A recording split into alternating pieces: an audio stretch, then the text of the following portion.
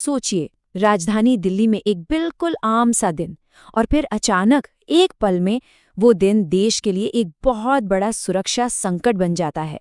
चलिए समझते हैं कि ये सब कैसे हुआ। तो बात है 10 नवंबर 2025 की। जगह थी दिल्ली का मशहूर लाल किला। सब कुछ नॉर्मल चल रहा था। मेट्रो स्टेशन के पास एक कार आकर रुकती है और अगले ही पल एक जोरदार धमाका। ये धमाका इतना ताकतवर था कि इससे पहले कि कोई कुछ समझ पाता, 10 जानें चली गईं। और सिर्फ इतना ही नहीं, 24 से भी ज्यादा लोग इसमें बुरी तरह जख्मी हुए। मतलब इस हमले की जो मानवीय कीमत थी वो वाकई दिल दहला देने वाली थी। तो सवाल ये उठता है कि कैसे इस एक धमाके ने एक बहुत बड़ी साजिश का पर्दाफाश कर दिया। आज की इस पूरी बातचीत में हम यही समझेंगे। सबसे पहले राजधानी में हुए इस हमले की बात करेंगे, फिर हम उस बड़ी साजिश की परतें खोलेंगे जिसका ये सिर्फ एक छोटा सा हिस्सा था। इसके बाद हम देखेंगे कि ये नई आतंकी रणनीति आखिर है क्या, इसका जियोपॉलिटिकल असर क्या हुआ और आखिर में हमारे देश ने इस पर क्या प्रतिक्रिया दी। चलिए सबसे पहले बात करते हैं राजधानी में हुए इस हमले की, कि कैसे एक कार बम ने दिल्ली की शांति को भंग कर दिया। तो हुआ क्या था, ये एक बहुत पावरफुल कार बॉम्ब धमाका था और इसके लिए एक अनरजिस्टर्ड Hyundai i20 कार का इस्तेमाल हुआ।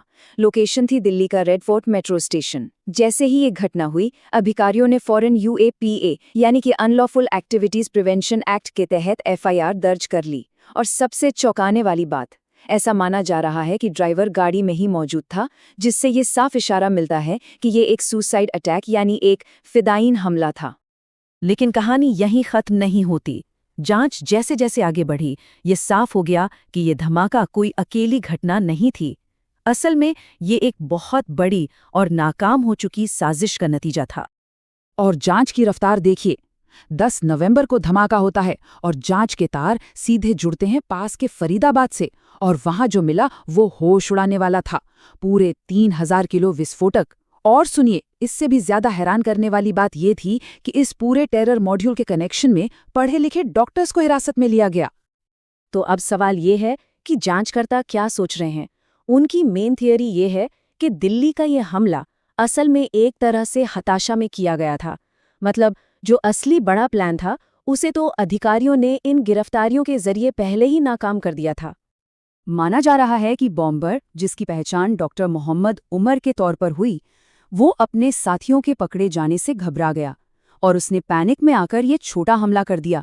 पर सवाल वही है, क्या ये सिर्फ एक हताशा भरा कदम था या फिर किसी बहुत बड़ी और खतरनाक साजिश का हिस्सा? और इसी सवाल का जवाब हमें एक नई और काफी परेशान करने वाली टेरर स्ट्रैटेजी की तरफ ले जाता है। हमारी इंटेलिजेंस एजेंसियों ने पाया है कि आतंकी गुटों के भर्ती करने और काम करने के तरीके में एक बहुत बड़ा बदलाव आया है, और इसी को नाम दिया गया है व्हाइट कॉलर टेररिज्म। अब यह है क्या?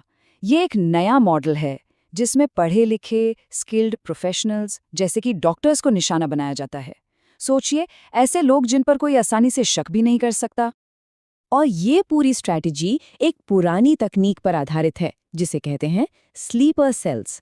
मतलब ये ऐसे लोगों की छोटी छोटी सीक्रेट यूनिट्स होती हैं जो आम लोगों के बीच बिल्कुल नॉर्मल जिंदगी जीते रहते हैं जब तक कि उन्हें हमले का ऑर्डर नहीं मिलता।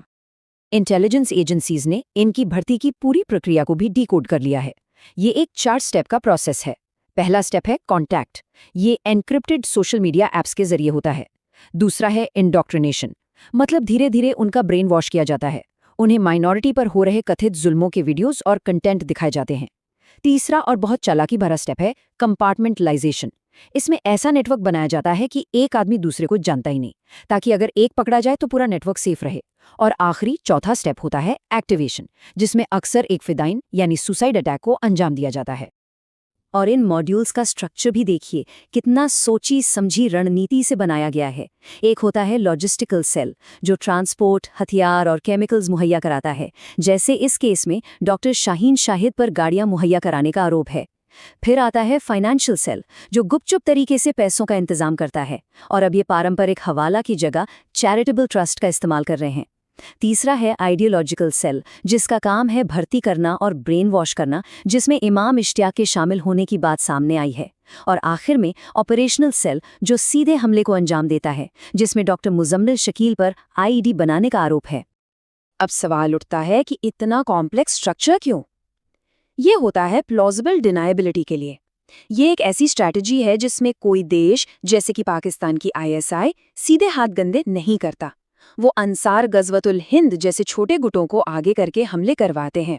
इससे वो दुनिया के सामने आसानी से कह सकते हैं कि हमारा इससे कोई लेना देना नहीं है, जबकि असल में वो पर्दे के पीछे से सब कुछ कंट्रोल कर रहे होते हैं। तो इस हमले का असर सिर्फ भारत की सीमाओं के अंदर नहीं रहा, इसके बाद पूरी दुनिया में जियोपॉलिटिकल लेवल पर एक तरह की हलचल मच गई। कई देशों ने भारत का खुलकर समर्थन किया। सिंगापुर ने इस हमले को आतंक का कृत्य कहा। इजराइल ने कहा कि वो आतंक के खिलाफ इस लड़ाई में भारत के साथ खड़ा है। और भूटान के राजा ने तो भारत के पीड़ितों के लिए एक पब्लिक प्रेयर तक आयोजित की। लेकिन अमेरिका की प्रतिक्रिया ने सबको चौंका दिया और कई सवाल भी खड़े किए। देखिए, जब दिल्ली में ब्लास्ट हुआ तो यूएस स्टेट डिपार्टमेंट ने इसे सिर्फ एक भयानक विस्फोट कहा। लेकिन मजे की बात यह है कि ठीक अगले दिन जब पाकिस्तान के इस्लामाबाद में एक धमाका हुआ तो उसे फौरन आतंकवाद का कृत्य बता दिया गया। इस दोहरे रवैये पर पूरी दुनिया में खूब बहस हुई। और इसी बीच अफगान पत्रकारों ने एक बहुत ही दिलचस्प थ्योरी सामने रखी। उनका कहना था कि आसिम मुनीर ने भारत की प्रतिक्रिया से बचने के लिए पाकिस्तानियों की बलि दे दी। मतलब उनका इशारा इस तरफ था कि हो सकता है पाकिस्तान की सेना ने इस्लामाबाद में ये धमाका खुद ही करवाया हो, ताकि दुनिया को ये दिखा सकें कि देखो, हम भी तो आतंकवाद के शिकार हैं, और इस तरह वो भारत की किसी भी जवाबी कार्रवाई से बच जाएं। तो इन सब के बीच भारत ने क्या किया? हमारे देश के नेतृत्व ने साफ कर दिया कि जवाबदेही तय होगी और न्याय होकर रहेगा। प्रधानमंत्री ने भूटान से ही एक बहुत सख्त बयान दिया और ख़ास तौर पर उन्होंने अपनी बात को अंग्रेजी में ख़त्म किया ताकि पूरी दुनिया को एक साफ संदेश जाए, all those responsible will be brought to justice. और एक्शन भी तुरंत हुआ। देश की सबसे बड़ी एंटी टेरर एजेंसी एनआईए यानी नेशनल इन्वेस्टिगेशन एजेंसी ने जांच का जिम्मा संभाल लिया है। कई डॉक्टर्स और दूसरे संदिग्धों को पूछताछ के लिए हिरासत में लिया गया है और जांच अब इस नेटवर्क की हर एक कड़ी को तोड़ने के लिए बहुत गहराई तक जा रही है। और ये पूरी घटना हमें एक बहुत बड़े सवाल के साथ छोड़ जाती है कि जब आतंकवाद एक नया पढ़ा लिखा चेहरा पहन ले, एक डॉक्टर या एक प्रोफेशनल का चेहरा, तो फिर एक देश को उस छिपे हुए और बेहद खतरनाक दुश्मन से लड़ने के लिए खुद को कैसे बदलना होगा।